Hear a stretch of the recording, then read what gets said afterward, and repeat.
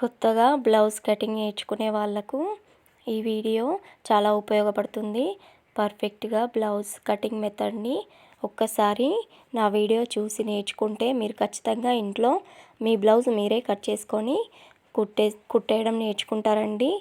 కొత్తగా నా ఛానల్ ఇప్పుడు చూస్తున్న వాళ్ళందరూ ప్లీజ్ నా ఛానల్ని సబ్స్క్రైబ్ చేసుకొని లైక్ ఇవ్వండి.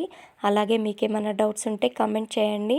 మీ ఫ్యామిలీలో ఎవరన్నా టైలరింగ్ కొత్తగా నేర్చుకునే వాళ్ళు ఉంటే, బ్లౌజ్ కటింగ్ నేర్చుకునే వాళ్ళు ఉంటే వాళ్ళకి నా వీడియో షేర్ చేయండి. ఖచ్చితంగా మీకు అర్థమవుతుంది. చూడండి, నేనైతే 2 బ్లౌజ్లని ఒకేసారి కట్ చేస్తున్నాను.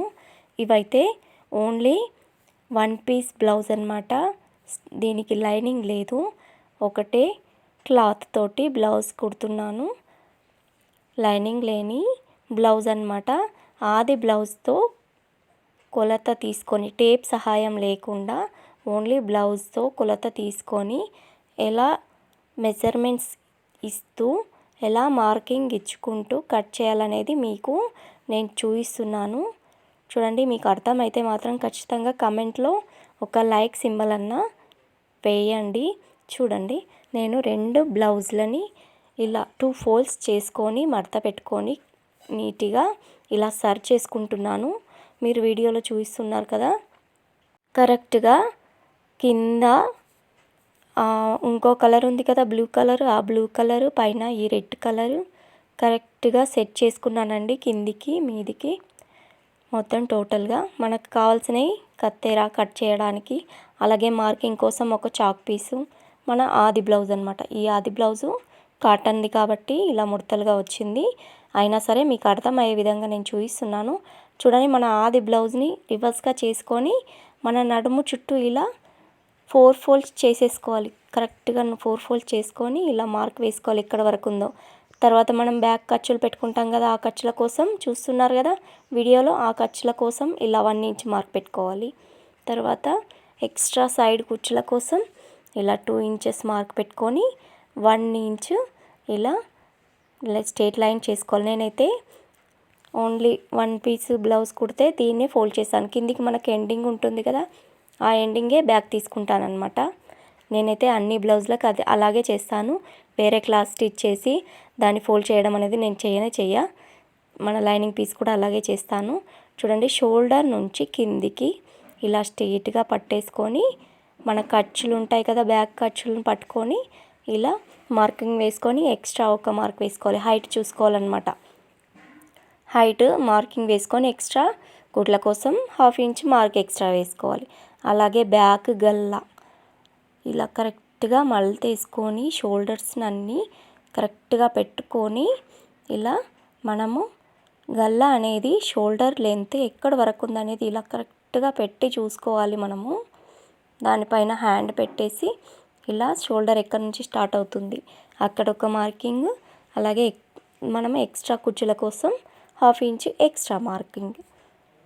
తర్వాత మనము నడుము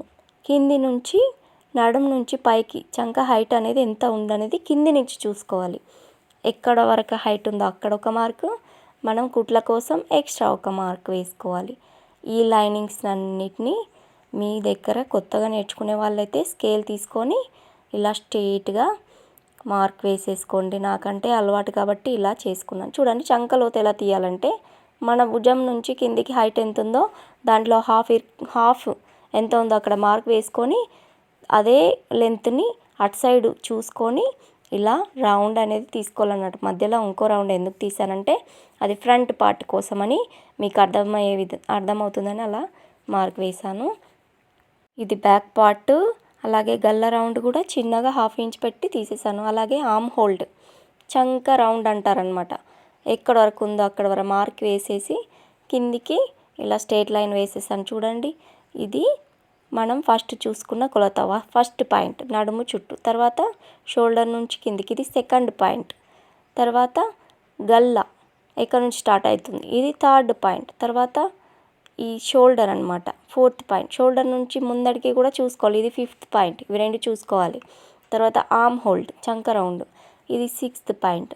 తర్వాత ఈ మన ఎక్స్ట్రా కుట్ల కోసం అలాగే మనకు నడుము హైట్ ఎంత ఉందో అది 7th, అలాగే మనం ఎక్స్ట్రా కుట్ల కోసం 2 ఇంచెస్ మార్క్, అది 8th పాయింట్. ఈ పాయింట్స్ అనేటివి ఖచ్చితంగా గుర్తుపెట్టేసుకుంటే సరిపోతుంది. ఈ బ్యాక్ పార్ట్ మనం కట్ చేసామంటే ఈజీగా ఫ్రంట్ పార్ట్ దీనితోటే వచ్చేస్తుందండి. మీరు చూస్తున్నారు కదా, నేను కట్ చేసేస్తున్నాను ఒకటేసారి 2 బ్లౌజులు. మీరైతే ఒకటే బ్లౌజ్ని కట్ చేయండి. నేను ఇది ఒక్కటే కస్టమర్ది కాబట్టి నాకు ఒకేసారి పని అయిపోతుందని ఇలా కట్ చేస్తున్నాను. చూడండి, మనకి బ్యాక్ పాయింట్ ఈ ఒక్కొక్క పాయింట్ చెప్పాను కదా, అది మీరు ఖచ్చితంగా నోట్స్ రాసుకోండి, మీకు బాగా ఉపయోగపడుతుంది. ఇదే బ్యాక్ పార్ట్ని కిందికి ఇలా 2 ఇంచెస్ ఫోల్డ్ చేసేసుకొని ఇలా క్రాస్లో పెట్టుకోవాలి. క్రాస్ కటింగ్ కదా, క్రాస్లో పెట్టేసుకొని ఫస్ట్ మనం ఏం చూడాలంటే ఫ్రంట్ పార్ట్ గల్లా ఎక్కడికి ఉందనేది ఇలా షోల్డర్కి 1/2 ఇంచ్ వదిలేసుకొని ఇలా ఒక మార్క్ వేసుకొని ఆ మార్క్ని బ్యాక్ పార్ట్ గల్లకి ఇలా మార్క్ వేయాలన్నమాట. తర్వాత మనం క్లాత్ని అడ్జస్ట్ చేసుకోవాలన్నమాట. మనకు మిగలడానికి, క్లాత్ ఎక్కువ మిగలడానికి ఇలా అడ్జస్ట్ చేసుకొని మనకు ఫ్రంట్ పార్ట్ గల్ల ఎక్కడ ఉందో అక్కడ మార్క్ వేసుకుంటే సరిపోతుంది.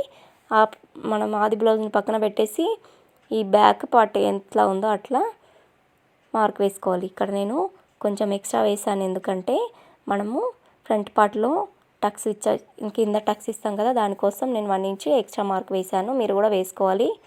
చూడండి, చంకలోతు 1/2 ఇంచ్ ఇంకా లోపలికి తీసేసాను.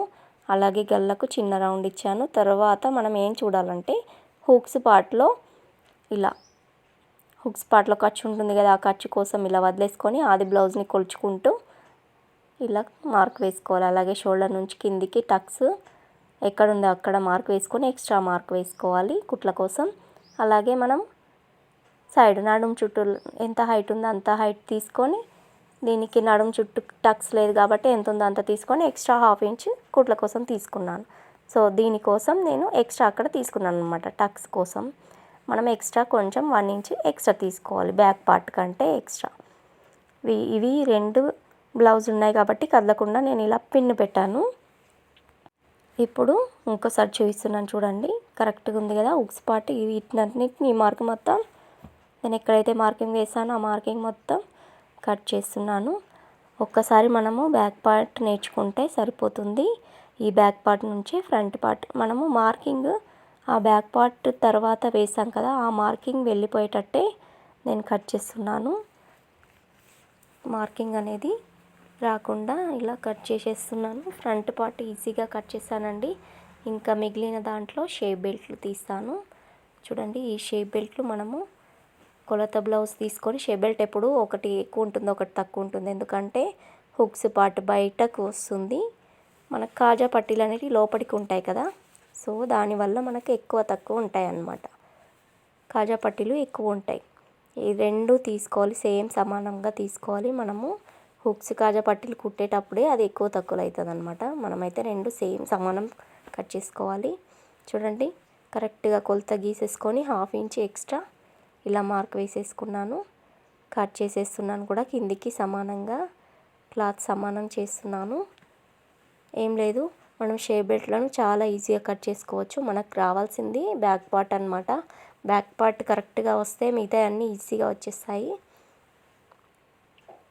తర్వాత మిగిలిన దాంట్లో నేను హ్యాండ్స్ కట్ చేస్తున్నాను. హ్యాండ్స్ కూడా చాలా ఈజీ అండి. మనం ఆది బ్లౌజ్ తీసేసుకొని హ్యాండ్ ఇలా పెట్టేసుకోవాలి. ఎక్స్ట్రా ఫ్రంట్కి 1/2 ఇంచ్ అలా వదిలేస్తాను.